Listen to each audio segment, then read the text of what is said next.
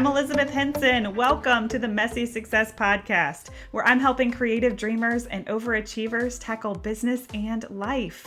After 6 years of being my own boss, I finally unraveled a tiny bit of what it takes to survive in this amazing world of being an overly creative entrepreneur. I'm your business bestie, here to help you with all those big ideas and to normalize some of the day-to-day struggles that we all share. My mission is simple. I want more women to make a living doing what they love and to feel good about themselves in the process. The best way to start? We can't do it alone. So welcome. I hope you'll hang out with me here where it's totally okay to be messy. Hello, and welcome to episode 17. I am going to make this a really short and sweet, but very actionable episode.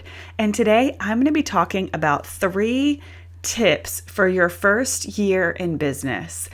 So these are 3 things that I did when I started my photography business in 2013 that I truly feel like were game changers for me, and they helped propel my success forward so that I was able to go full time in just a short 2.5 years. The decisions that we make from the time that we open our doors to actually become a business and make money are really going to determine the speed at which we reach our goals. And I was trying to think about how I could really break this down and make it super helpful to people that are either interested in starting a business but maybe haven't done it yet. Maybe some of you are just in the thick of that first year.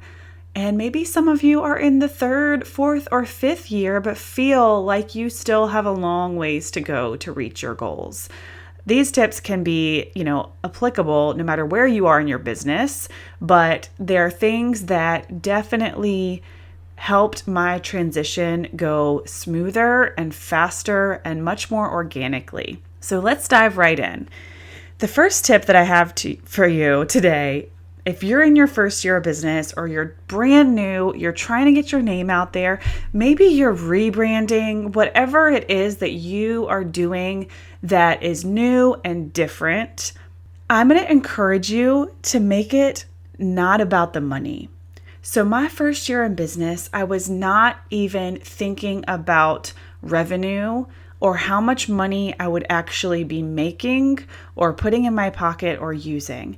And I know that's really hard because a lot of you are probably very focused on the financial side of things, and you need to feed your family, you need to grow your business, whatever it might be. But the energy that we put out as far as why we're doing something is a lot more obvious than you might think. And my first year in business, it was not about the money. It was about my love of photography, my wanting to learn and get better. And I had no idea where it was really going. I didn't look at myself in the mirror and say, 5 years from now, I want to have a thriving photography business, a podcast, a membership site, all the things. I really was taking it day by day, just loving the fact that I was taking pictures and getting to make people happy with that. And that I was learning. I was really looking at everything as a learning opportunity. And whatever little money I did make was a bonus, and I got to pour it right back into the business.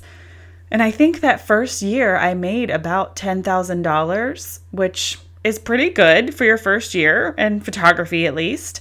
And I poured it all right back into the business. So I didn't bring any of that home, but that was not my mission. My mission was not money. My mission was, how can I get better at my craft? How can I spread the word that I'm doing this and that I'm kind of interested in it? And it was really about the heart behind it. And if whatever it is that you're doing is all about the money, then it might not quite be that perfect match for you. Because the sooner you can invest yourself, your energy, your time into something that truly lights you up and makes you happy and makes you want to serve the world with that thing, whether there's money involved or not, the sooner that success is going to come to you. I really wholeheartedly believe in that. And even to this day, I don't wake up every morning thinking about my clients and the pictures and the money. I'm really focused on what kind of experience can I give them? Are they going to walk away happy? Like, it's still all very much about the process.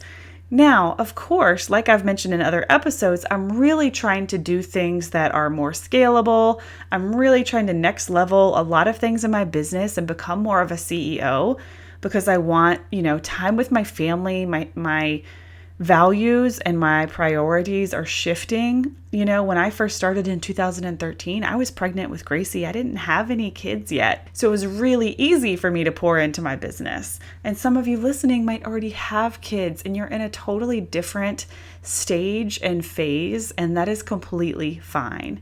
But just keep that in your back pocket, that the energy that you're putting out and the energy that you're really living as far as this business and this craft, if you don't make it about the money, you make it about the heart and the passion project, the money part will actually tend to take care of itself. It's crazy how that works. So that is tip number 1. Tip number 2, which I know I have talked about, but I want to encourage you to share everything. So if you're getting ready to start a business, maybe you're just kind of daydreaming about it. I want to encourage you to share. I actually sat down for lunch with a friend recently who wants to start writing, and she just has no idea what that looks like or what kind of energy she wants to put into it. She really doesn't know. But I was like, well, you've got to start sharing now. Even if it's just on Instagram, even if it's just your daily writing exercise in your journal or on a post-it, you've got to share this now so that whoever is in your life, even if it is just your friends, your family, your grandma, it doesn't matter. They need to know that you're passionate about this thing and that you're doing this thing. And then they will share it with their friends and family, and the world will slowly begin to know that you're doing this thing, right? Nobody is going to help you achieve those goals or those dreams if you're not sharing it. So it can't just live in our mind and be nothing but a dream, or it will never exist. So I really want to encourage you to share it, to tell the world, to tell your friends, to start sharing on social media. The journey's way more interesting than just showing up one day being good at something. People are going to become invested in your journey, in your process. And then the more you learn and the better you get, they will be there for you because they've been there since that first day where you said, hey, writing or drawing or painting, whatever it might be, really lights me up and really makes me happy. And I want to share some of that as I'm going. I want to share with you what I'm learning. When I first started, photography on my blog, I was sharing everything. Oh my God, the first time I got sun flare. Oh my gosh, look at this blurry background and the subject is in focus. Like, these were all really big deals to me. And I shared them all on my blog. And then as my business was growing, those people were there. They were there for the journey. They were there to cheer me on. Just remember to share what you're doing. Don't keep it a secret. Even if it's a dream, even if you feel like you'll never make money, just don't keep it a secret. Tell the world, tell your friends, tell your spouse, or even tell your kids. I love telling Gracie things that I want to do and letting her know that I like to accomplish my goals and do things that make mommy happy. So share it, share it, share it, share everything.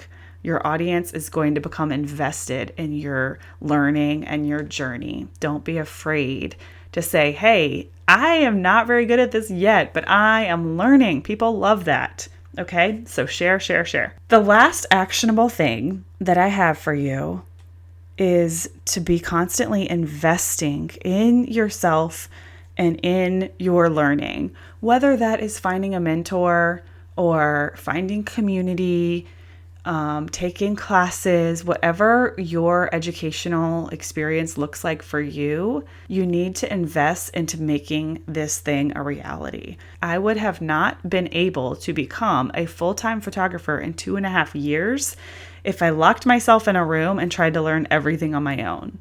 It just wouldn't have happened as fast. I invested my time and I invested money in learning the things and becoming better. And then I always shared.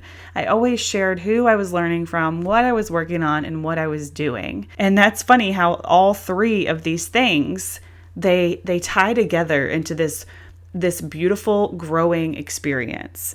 So I was investing in my learning, and then I was sharing with my audience, no matter how small my audience was that first year, what I was doing and who I was learning from and how I was doing it and what I was taking away from each experience. I mean, I would blog about the littlest thing. I would blog about every workshop. I would blog about a mentoring session that I had with somebody.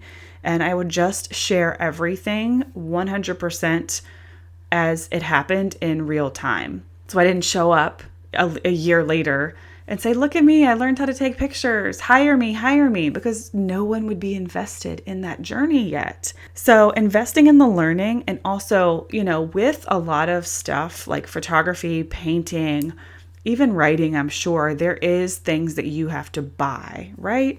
So photography especially, there's a lot of expensive equipment, and I spent a lot of time and the money that I was making investing in that equipment. And that looks different for all of us and how fast or how slow we can do that. But I will say you have to plan it. So, if you need a $2,000 lens or piece of equipment, instead of just putting that in the back of your mind as something that you need, tell yourself when. I am going to figure out a way to buy this by March of next year. And then these are the steps that I'm going to take to make that money so that I can make that investment and have that. Even purchases are goals, right? They're financial goals. And we have to visualize how we're going to make that purchase, what we might need to sacrifice. Maybe I don't go to the movies this month. Maybe I don't go to that Target trip. Whatever it looks like for you to be able to buy the things that you need to invest in your business. Because investing in your business is investing in yourself. It's investing in your happiness and your fulfillment. So I know that that's something that we hear a lot, is to invest, and invest carefully. It doesn't have to be so much money. It doesn't have to be a little bit of money. It can be whatever fits your lifestyle. If you only have $50 to spend, figure out a good place to put that $50 that will propel your business forward. If you have more than that, that's great.